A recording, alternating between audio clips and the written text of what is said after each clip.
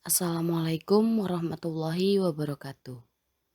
Selamat pagi dan salam sejahtera buat kita semua. Bagaimana kabar kalian siswa-siswi Ibu? Mudah-mudahan kabar kalian sehat walafiat selalu. Amin ya rabbal alamin. Oke, seperti biasanya, sebelum pembelajaran kita mulai, marilah kita berdoa menurut agama dan kepercayaan kita masing-masing. Berdoa dimulai.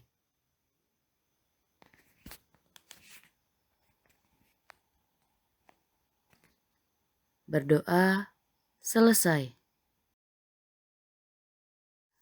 Pada semester ganjil ini, kita akan membahas 6 bab sampai selesai semester ganjil. Jadi, untuk yang pertama kita mulai dari bab 1, yaitu objek IPA dan pengamatannya. Yang pertama kita bahas adalah A. IPA dan karya ilmiah. IPA.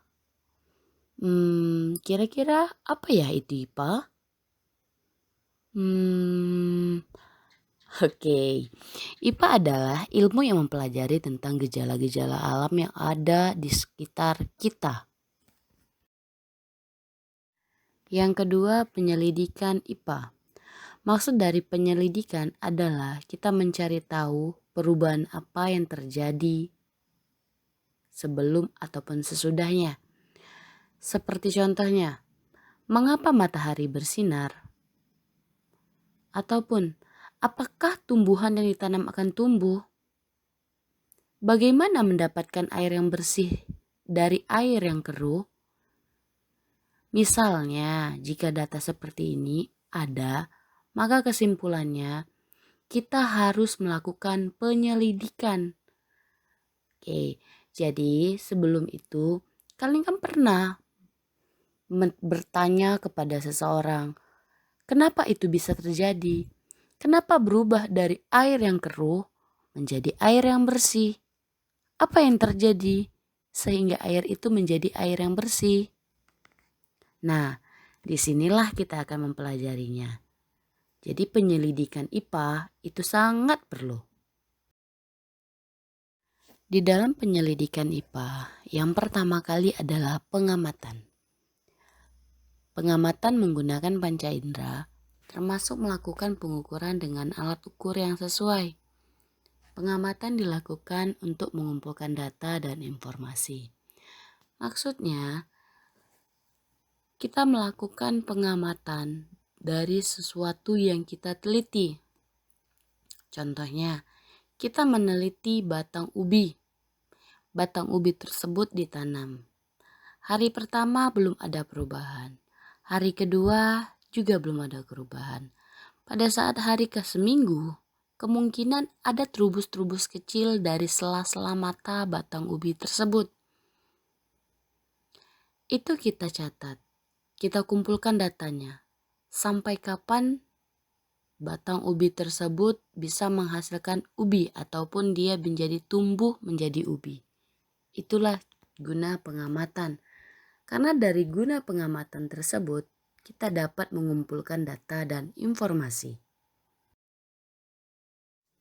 Kemudian membuat inferensi. Membuat inferensi berarti merumuskan penjelasan berdasarkan pengamatan. Penjelasan ini digunakan untuk menentukan pola-pola atau hubungan antar aspek yang diamati dan membuat perkiraan ataupun dugaan-dugaan. Contoh yang tadi batang ubi. Dugaan kita batang ubi tersebut seminggu sudah banyak trubusnya. Ternyata belum tentu seminggu tersebut banyak trubus-trubus di batang ubi tersebut. Jadi membuat diferensi ini berarti kita merumuskan penjelasannya berdasarkan pengamatan. Itu dia, oke? Kemudian selanjutnya mengkomunikasikan. Mengkomunikasikan hasil penyelidikan baik lisan ataupun tulisan. Hal yang dikomunikasikan termasuk data yang disajikan dalam bentuk tabel, grafik, bagan, ataupun gambar yang relevan. Jadi, kita harus mengkomunikasikan hasil penyelidikan kita. Karena yang pertama kita telah mengamati, kemudian kita telah mengimpresi. Jadi yang terakhir adalah kita mengkomunikasikan hasil penelitian kita ataupun hasil penyelidikan kita. Kalau contoh kita tadi itu batang ubi. Jadi kita harus mengkomunikasikan hasil penyelidikan kita tadi tentang batang ubi, harus kita komunikasikan supaya teman-teman kita ataupun supaya orang lain tahu bahwa penyelidikan kita tentang batang ubi tersebut ada data yang relevan. Oke, yang selanjutnya kerja ilmiah ataupun sikap-sikap kita dalam melakukan kerja ilmiah. Yang pertama, sikap kita dalam melakukan kerja ilmiah ataupun karya ilmiah adalah rasa ingin tahu yang tinggi. Kita penasaran ataupun rasa ingin tahu kita itu harus besar. Kita ingin tahu. Kemudian kejujuran. Kejujuran itu penting. Yang selanjutnya, keterbukaan terhadap pendapat. Maksudnya di sini adalah kita harus menerima pendapat orang lain. Kita tidak boleh ego, harus pendapat kita yang paling benar. Tidak. Karena ini bukan kerja sendiri. Harus kerja sama dengan orang lain. Ataupun kita harus bisa menerima pendapat orang lain. Supaya pendapat orang lain itu menjadi masukan buat kita. Oke, yang selanjutnya kreatif. Kita harus kreatif melakukan perubahan-perubahan apa saja. Nah, selanjutnya teliti. Karena ketelitian ini harus penting. Tidak boleh tidak teliti. Kita tidak boleh ceroboh. Karena kalau kita tidak teliti, hasil tersebut bisa gagal ataupun tidak sesuai dengan impresi kita. Yang selanjutnya objektif dan yang terakhir dapat bekerja sama. Karena kerjasama itu lebih menguntungkan ataupun bisa lebih banyak masukan dari kerjasama.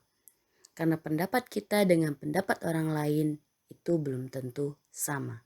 Jadi kita tidak boleh sombong, kita tidak boleh ego, kita harus terbuka, kita harus saling support, saling membantu, tidak ada keegoisan dalam belajar ataupun dalam melakukan karya ilmiah. Paham anak-anak ibu? Oke, yang selanjutnya kerja ilmiah ataupun sikap-sikap kita dalam melakukan kerja ilmiah. Yang pertama, sikap kita dalam melakukan kerja ilmiah ataupun karya ilmiah adalah rasa ingin tahu yang tinggi. Kita penasaran ataupun rasa ingin tahu kita itu harus besar. Kita ingin tahu. Kemudian kejujuran. Kejujuran itu penting. Yang selanjutnya keterbukaan terhadap pendapat. Maksudnya di sini adalah kita harus menerima pendapat orang lain. Kita tidak boleh ego. Harus pendapat kita yang paling benar. Tidak. Karena ini bukan kerja sendiri. Harus kerja sama dengan orang lain. Ataupun kita harus bisa menerima pendapat orang lain. Supaya pendapat orang lain itu menjadi masukan buat kita. Oke, yang selanjutnya kreatif. Kita harus kreatif melakukan perubahan-perubahan apa saja. Nah, selanjutnya teliti. Karena ketelitian ini harus penting. Tidak boleh tidak teliti. Kita tidak boleh ceroboh. Karena kalau kita tidak teliti, hasil tersebut bisa gagal ataupun tidak sesuai dengan impresi kita. Yang selanjutnya objektif dan yang terakhir dapat bekerja sama. Karena kerjasama itu lebih menguntungkan ataupun bisa lebih banyak masukan dari kerjasama. Karena pendapat kita dengan pendapat orang lain itu belum tentu sama. Jadi kita tidak boleh sombong, kita tidak boleh ego, kita harus terbuka, kita harus saling support, saling membantu, tidak ada keegoisan dalam belajar ataupun dalam melakukan karya ilmiah. Paham anak-anak ibu? Nah, kali ini ibu sudah menjelaskan sedikit tentang apa itu IPA dan apa itu karya ilmiah. Jadi, udah sedikit ada pemahaman bukan untuk siswa-siswi ibu? Oke, Dari materi yang tadi, sekarang Ibu ingin memberikan sebuah tugas kepada kalian. Tugasnya adalah, coba kalian amati gejala-gejala yang ada di alam, ataupun hewan, ataupun tumbuhan yang ada di sekitar kalian. Kemudian, jelaskan apa yang kalian amati. Kemudian inferensikan dan komunikasikan kepada ibu. Pengkomunikasikannya kepada ibu ini dalam bentuk tugas di kertas. Setelah selesai di kertas ataupun setelah selesai laporannya, kalian kirim sama ibu. Ibu tunggu.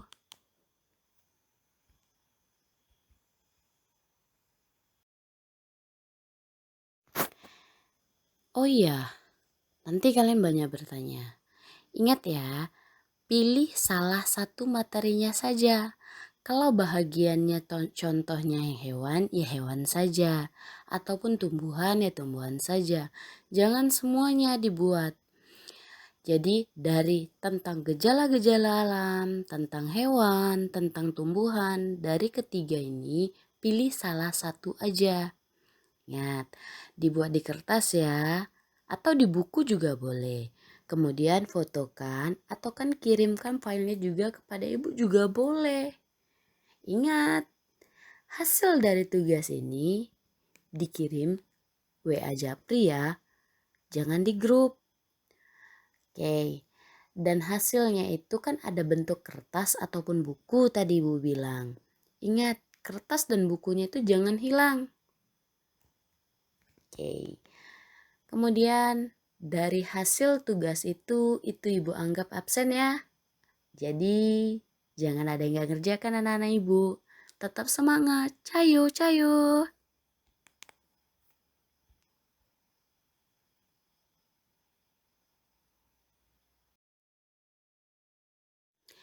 Oke, untuk pertemuan hari ini sampai di sini saja. Ibu tunggu ya hasil tugas-tugasnya. Jangan patah semangat anak ibu. Walaupun tetap di rumah, kita harus tetap belajar.